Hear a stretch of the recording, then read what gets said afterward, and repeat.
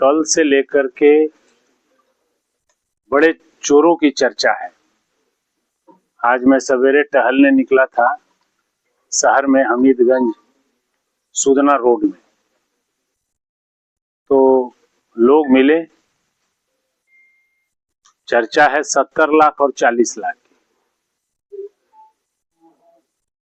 तो हमने पूछा कि क्या है भाई, तो लोगों ने कहा कि पैसा दे करके कुछ जनप्रतिनिधियों को बैठाया जा रहा है कि बैठाया गया है।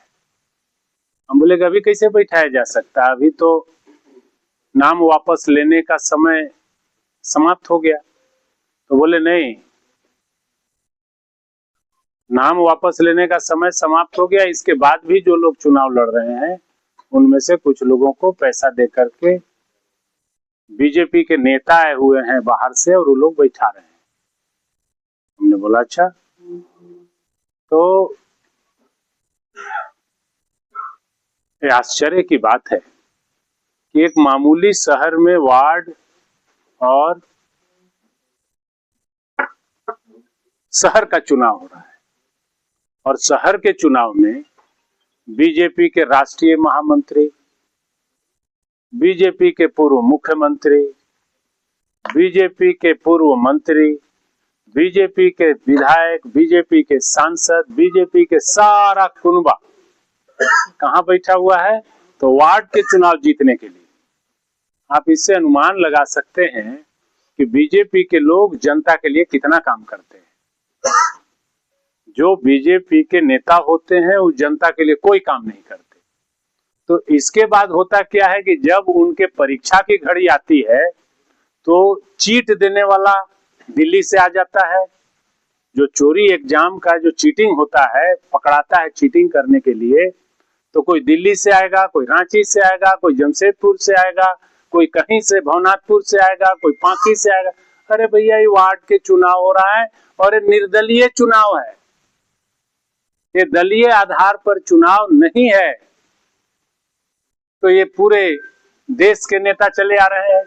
अब हम गांव में निकले तो हमसे लोग पूछे कि सर राहुल गांधी जी नहीं आ रहे हैं, सर खड़गे जी नहीं आ रहे। बोले उनको क्यों आना है, तो बिना दल का सब चुनाव हो रहा है। तो नहीं नहीं नहीं नहीं, बीजेपी के तो पूरे देश के नेता आ गए हैं वार्ड जिताने। हम बोले भैया, यदि वार्ड वाला उनका इतना पॉपुलर होता, कुछ काम किया रहता, उनका मेयर कुछ काम किया रहता, तो हम मान लेते कि भाई उनको आने की जरूरत है। वो काम ही नहीं किया तो आएंगे ही कि भाई किसी तरह हम लोग जिता दें।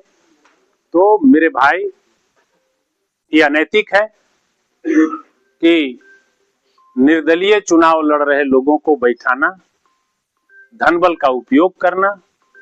हम तो समझते थे कि देश की सरकार और राज्य की सरकारों को में ही धनबल का उपयोग किया जाता है, लेकिन हमें नहीं पता कि वार्ड के चुनाव में भी धनबल का उपयोग राष्ट्रीय नेता,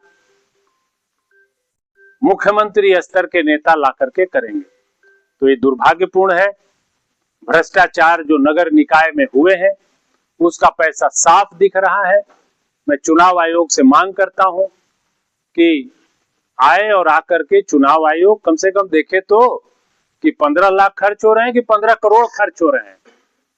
मेरा तो मानना है कि 15 करोड़ से भी ऊपर ज्यादा खर्च एक छोटे निकाय चुनाव में बीजेपी कर रहे हैं, जो कि दलीय आधार पर चुनाव नहीं हो रहे हैं तब।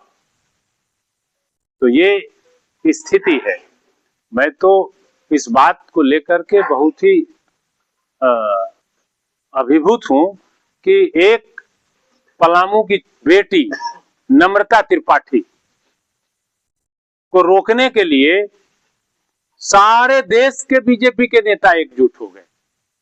भैया, क्या नम्रता त्रिपाठी में ऐसा आपने देख लिया कि उसको रोकने के लिए पूरे देश के नेता बीजेपी के एकजुट हो रहे हैं?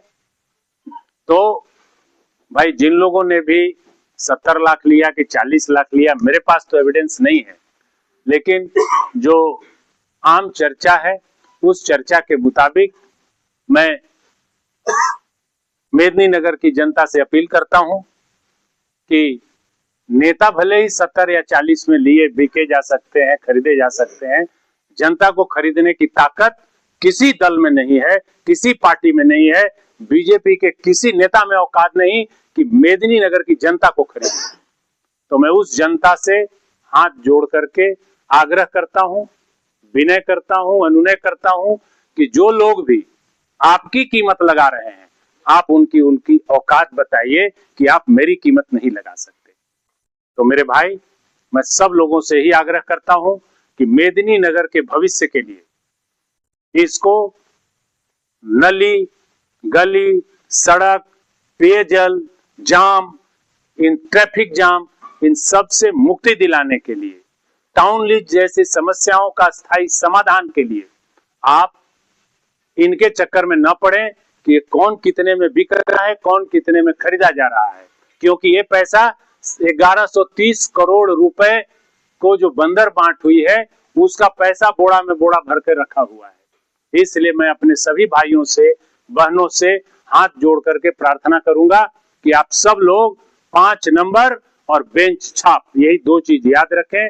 नम्रता त्रिपाठी को वोट मारें और उन्हें जिता करके मेयर पद पर आसीन करें ताकि आपकी आकांक्षाएं पूरी हो सके। धन्यवाद। प्रणाम।